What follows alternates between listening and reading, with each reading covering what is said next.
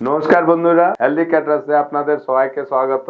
আজকে বানাবো fish chilli. তা কিভাবে বানাবো আপনারা ভিডিওকে স্কিপ করবেন না। আর এটাতে কি কি মাল মশলা লাগবে আর কখন দিতে হবে আপনারা দেখতে থাকুন।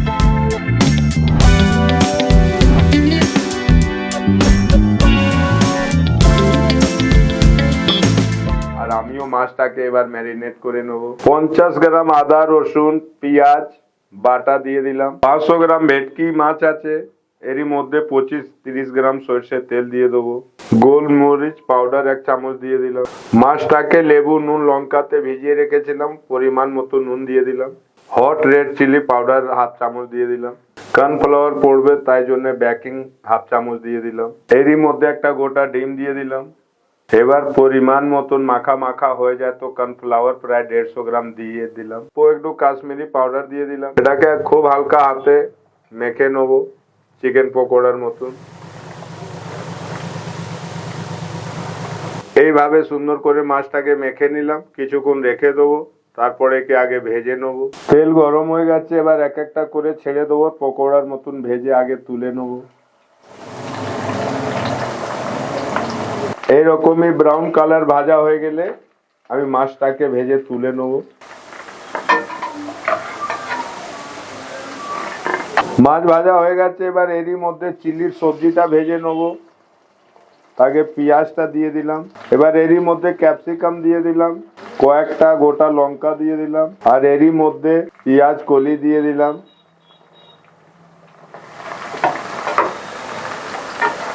এবার এইগুলোকে খুব হালকা করে একটু ভালো করে 2-4 মিনিট ভেজে নেবো আর এটাকে তুলে রেখে নেবো। তারপরে আবার চিলির সসটা বানাবো। খুব বেশি লাল করব না, পেঁয়াজটা একটু নরম হয়ে গেছে সবজিগুলো, এবার একে তুলে দেবো।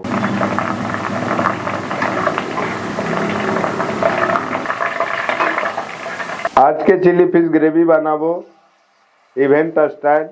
তাইতে আমি প্রথমে রসুন দিয়ে দিলাম 1 চামচ আর 3 চামচ পেঁয়াজ দিয়ে দেবো। এবার একে ভালো করে 2-4 মিনিট ভেজে নেবো হালকা আছে। এটা 2-4 মিনিট ভাজা হয়ে গেছে। এবার এরই মধ্যে আমি প্রায় 20 গ্রাম সোয়া সস দিয়ে দেবো। একেও পেঁয়াজের সাথে 1-2 মিনিট ভেজে নেবো।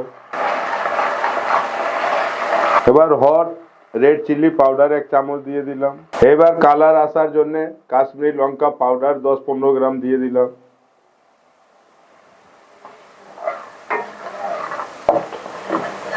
তারপর মশলাটা রেডি হয়ে গেছে। এবার এরই মধ্যে টমেটো আর চিলি সস দিয়ে দিলাম। মশলার সাথে টমেটো সসকে 1-2 মিনিট নেড়ে নেবো, তা গ্যাসটা কেটে যাবে। স্লাইস করা টমেটো 2 পিস এরই মধ্যে দিয়ে দেবো।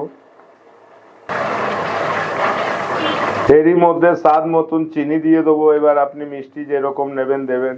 আর স্বাদ মতন নুনও দিয়ে দিলাম। তেল থেকে ছাকা সবজিগুলো সসের মধ্যে দিয়ে একে একটু নেড়ে নেবো।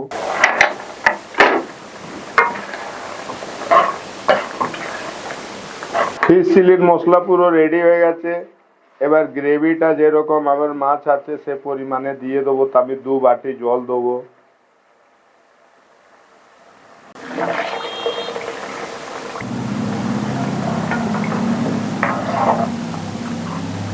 গ্রেভিটা খুব সুন্দর 5 মিনিট থেকে ফুট খেয়েছে।